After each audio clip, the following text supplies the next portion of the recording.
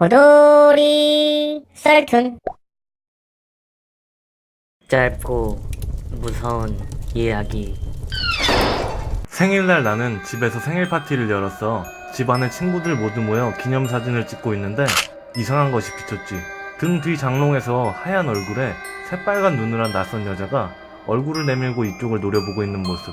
우리들은 너무 무서워서 귀신을 본다는 무당을 수소문해 그 사진을 감정받았지. 그랬더니 무당이 말하길 이 사진에는 귀신의 기운이 느껴지지 않는군요. 증명사진이 아닙니다. 라지 뭐야? 정말 괜히 깜짝 놀랐잖아. 귀신이 아니라서 정말 다행이야. 잠시만, 그렇다면 장롱 안에 이 사람 귀신이 아니라면 뭐지? 민지는 잘 알려지지 않은 산으로 등산을 갔다가 해가 저물어 더 이상 움직이기엔 위험한 상황이 되어 주변에 잠시 하룻밤만 지낼 곳이 없나 찾고 있었다. 그러던 중 민지는 한 외딴 집을 발견하게 되었고, 민지는 그곳에서 하룻밤만 자기로 결심한다. 그 집은 낡은 오두막 같은 곳이었는데 집 안에는 여러 사람들의 초상화가 걸려 있었다. 하나같이 모두 민지를 째려보는 듯한 느낌의 초상화들이었으나 민지는 따로 갈 데가 없었기에 무서웠지만 대수롭지 않게 생각하고 잠자리에 들었다. 다음날 민지는 아침에 일어나 그 자리에서 바로 기절할 뻔하였다. 방에는 초상화는 없고 대신 창문만 여러 개 있었기 때문이다. 어쩌면 어젯밤 민지가 본 것은 초상화가 아니라 창문에 비친 귀신이었을지도. 짧고 무서운 이야기. 저는 학원이 끝나고 보통 12시가 넘어서 집에 들어갑니다. 그날도 늦은 시간에 집에 도착해 엘리베이터를 기다리고 있었죠. 엘리베이터를 타고 문이 닫힐 때쯤 하이힐을 신은 여자가 엘리베이터 쪽으로 뛰어오는 것을 보았습니다. 문을 열어주려고 했지만 이미 엘리베이터는 출발한 뒤였죠. 미안하지만 어쩔 수 없지 뭐 라고 생각하며 17층까지 올라가고 있었을 그때 이상하게도 엘리베이터 밖에서 하이힐 소리가 계속해서 들렸습니다. 무언가 계단 쪽에서 엘리베이터를 따라 쫓아오는 듯한 느낌? 왠지 모를 불길한 느낌에 저는 올라가던 중간에 내려서 엘리베이터만 위로 올려보내고 계단으로 올라가기로 마음먹었습니다. 그리고 그렇게 계단으로 오르고 있었을 때 저는 보고 말았습니다. 아까 그 여자가 엄청 큰 시카를 들고 미친듯이 웃으며 엘리베이터를 따라 17층까지 뛰어 올라가는 모습을요. 중간에 엘리베이터에서 내리지 않았다면 저는 지금쯤 아마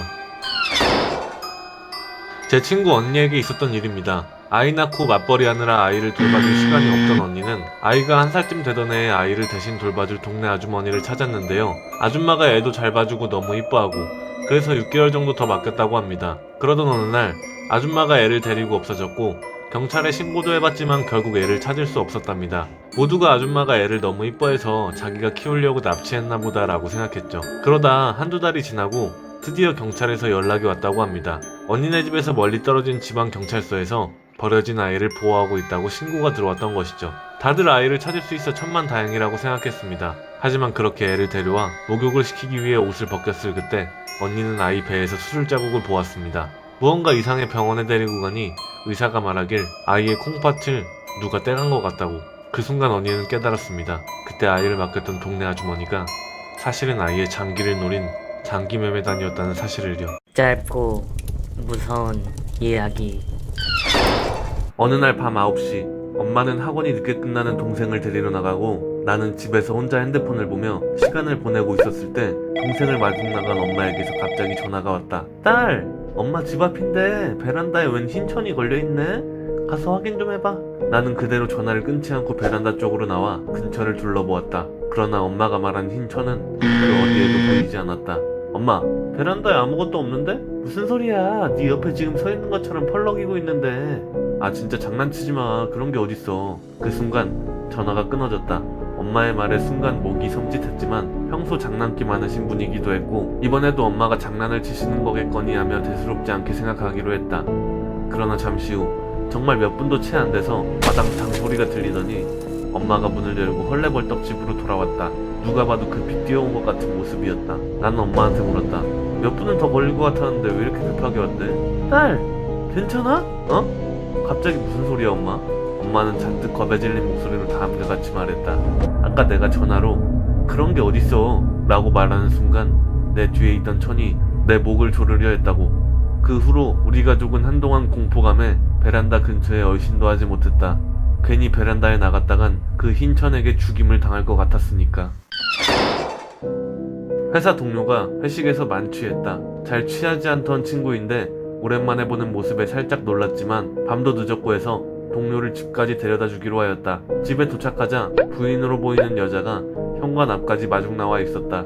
고생 많으셨어요. 차도 다 끊겼을 텐데 오늘 그냥 여기서 주무시고 가실래요? 호의는 고마웠지만 집에서 날 기다리고 있을 아내가 생각나 괜찮다고 거절한 후 택시를 타고 집으로 돌아왔다. 그리고 다음날 어제 만취했던 동료가 오후가 되어서도 출근을 하지 않았다. 다들 숙취 때문에 못 오는 거 아니냐며 웃어넘겼으나 잠시 후 전해 들어온 소식은 너무나도 충격적이었다. 어젯밤 집에 연쇄살인마가 들어 아내와 그 친구 모두 부엌칼에 찔려 죽었다는 소식이었다. 그 순간 깨달았다. 어제 내가 본 여자는 부인이 아니라 연쇄살인마였다는 것을. 만약 그 여자의 제안을 거절하지 않았더라면 지금쯤 나도... 짧고 무서운 이야기. 학원 친구에게 들은 이야기입니다. 그녀의 친구 중에는 3개월 전부터 이상한 꿈을 꾸고 있는 친구가 있다고 합니다. 그 아이는 꿈에서 아주 어둑어둑한 복도에서 어떤 여자와 단둘이 서 있다고 합니다. 10m 정도 되는 거리를 두고 서로 눈을 마주보며 서 있는데 그 여자의 눈은 거의 흰자만 보이는 눈으로 아주 새하얗고 큰 눈이라고 합니다. 무미건조한 표정과 함께 새하얀 눈으로 그 아이를 주시하고 있는 여자. 특이한 건 그 아이가 그 꿈을 며칠마다 한 번씩 반복적으로 꾸는데 그 꿈을 꿀 때마다 그 흰눈의 여자가 가까이 다가오고 있다는 것입니다. 아주 천천히, 그리고 아주 천천히, 소리도 미동도 없이 그녀의 표정이 조금씩 변하면서 말입니다. 지금 그 친구가 최근에 그 꿈을 꾼 것은 4일 전. 그 여자는 지금 팔을 뻗으면 겨우 닿는 거리까지 와 있다고 합니다. 지금도 그 아이는 그 꿈을 꿀까봐 두려워하며 밤을 지새고 있다고 합니다. 남자는 회식을 갔다 와서 꽤 취해 있었다. 똑바로 걷기 힘들 정도로 취했지만 어찌 다행히도 집에는 무사히 도착할 수 있었다. 남자는 너무 피곤했기에 빨리 자기 위해 샤워실에 가서 컵에 물을 담고 칫솔에 치약을 묻혀 이빨을 닦기 시작했다. 잠시 후 남자는 입에서 피가 나오는 것을 눈치챘다. 평소 잇몸이 약한 편이었던 남자에게 이빨을 닦다가 피가 나는 것 따위는 흔한 일이었기에 남자는 크게 신경 쓰지 않고 계속해서 이를 닦았다. 그러나 뭔가 이상했다. 피가 멈추지 않고 계속 나왔으니까. 이것은 칫솔질 정도로 흘러나올 수 있는 출혈량이 아니었다. 도대체 무슨 일인가 싶어 남자는 당황했다. 그 순간 남자는 깨달았다. 자신이 손에 들고 있는 것이 칫솔이 아니라 면도칼이라는 것을. 내가 건설 현장 인부로 일하던 시절 다리 보수 공사를 위해 현장에 있을 때였다. 막바지 작업으로 시멘트를 바르기 위해 시멘트 봉투를 열었는데 그 안에서 편지 하나가 툭 떨어졌다. 그리고 그 내용은 왠지 모르게 충격적이었다. 이 시멘트에는 제가 오래도록 사랑한 사람이 들어있습니다. 불의의 사고로 분쇄기에 몸이 걸려 가루가 되어버린 그를 시멘트 가루에 섞어 놓았죠. 왜 분쇄기에 그 이가 들어가는지는 묻지 마십시오. 그냥 저에게 이 시멘트를 사용한 장소를 아래의 주소로 알려주시기 바랍니다. 그렇다면 제가 벽이나 다리가 된 그를 만나러 갈 테니까. 짧고 무서운 이야기. 저희 반 선생님의 젊었을 적 경험담입니다.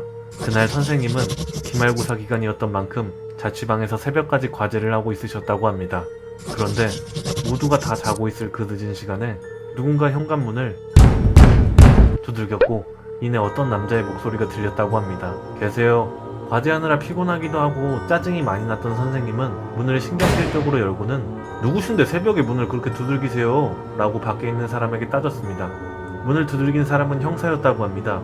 형사는 선생님에게 말했죠. 안녕하세요, 형사입니다. 아까 윗집에 수상한 남자가 침입했는데 아래쪽으로 도망쳤다고 해서요. 그렇게 형사는 선생님에게 상황 설명을 한 후 연이어 몇 가지를 더 물어보더니 혹시 무슨 일 생기면 이쪽으로 바로 전화주세요 하고 본인 명함을 주고 갔다고 합니다. 명함을 받은 선생님은 윗집에 수상한 남자가 침입했다는 말에 한동안 문단 속에 더더욱 신경을 썼죠. 그렇게 며칠 후 시험도 끝났겠다 싶어서 선생님은 친구들이랑 밤늦게까지 술을 마시고 집에 들어왔다고 합니다. 그날도 씻고 잘 준비를 하는데 누가 현관문을 두들겼죠. 계세요? 선생님은 또 그 형사인가 싶어서 문을 열어주려다가 순간 섬뜩한 느낌이 들어서 누구세요? 라고 물었습니다. 그러자 밖에서 형사입니다. 방금 이 집으로 수상한 남자가 들어가세요 라고 말했고 선생님은 아까부터 집에 있었는데 무슨 소리지? 하는 생각에 밖에 있는 형사분께 그런 사람 안 들어왔어요. 무슨 새벽에 문을 그렇게 두들리세요. 내일 다시 오든지 하세요 라고 했죠. 그런데 그 순간 그 형사분이 문고리를 막 돌리면서 빨리 여세요 하며 문을 강제로 열려고 하더랍니다. 선생님은 순간 화가 나서 아 싫다고요 하고 형사분께 소리를 질렀습니다. 그러자 어느 순간부터 밖에서 소리가 안 나길래 선생님은 형사가 돌아갔나 생각했고 그렇게 선생님은 그냥 잠에 드셨다고 합니다. 다음날 아침 선생님은 일어나자마자 그때 형사에게 받은 명함에 있는 번호로 전화를 걸어 형사분에게 어제 새벽에 분명 남자 안 들어왔다고 했는데 왜 문을 두드리냐며 무슨 수사를 그렇게 하시냐면서 따졌습니다. 그러자 형사분이 말하길 네? 어제요? 어제는 그쪽 원룸에 신고 안 들어왔었는데요? 라고 하더랍니다. 선생님은 무슨 말이냐며 어제 새벽에 형사님이 문을 계속 두드리시지 않았냐고 말씀드렸는데 형사분은 새벽에 신고도 안 들어왔을 뿐더러 그 시간엔 자고 있었다고 하더군요. 순간 선생님은 소름이 돋았다고 합니다. 범인이 형사를 사칭할 거라곤 상상도 못했으니까요. 그 일 이후로 선생님은 혼자 절대 자취는 안 하신다고 합니다.